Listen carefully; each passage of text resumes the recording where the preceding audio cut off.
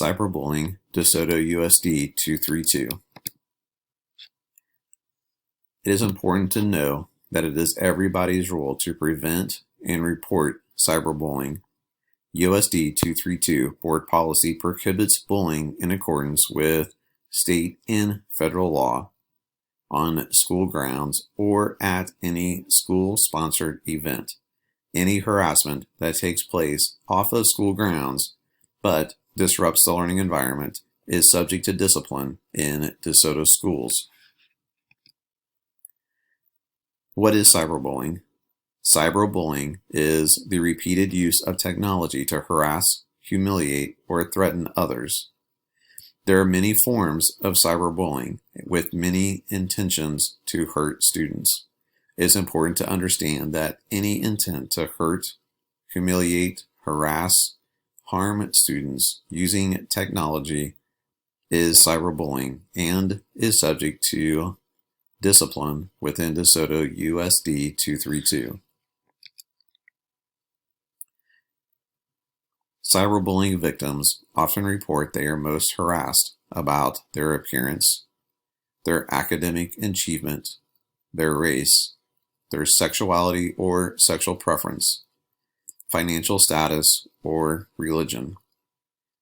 It is important for teachers to be aware of these topics and to monitor student behavior and interactions to prevent cyberbullying. Cyberbullying most often occurs on social media. The most popular form of social media that students use today is Instagram and Snapchat, with 42% of students reporting that they have been harassed on Instagram and 31% reporting they have been harassed on Snapchat. Other lesser-known platforms where students are harassed are WhatsApp, YouTube, and Twitter.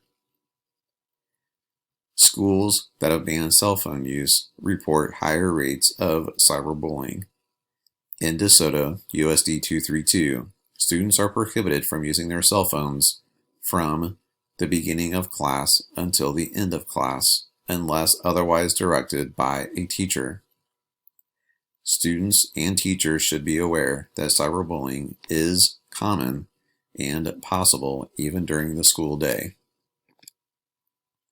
Common forms of bullying include exclusion from online activities or social events, sustained and intentional bullying, using private information to humiliate somebody, stalking someone using multiple platforms, logging into someone's account and posting on their behalf in order to embarrass or hurt them, creating fake profiles to harass someone, posting information to hurt their relationships, and gaining somebody's trust in order to get information to use against them and hurt them.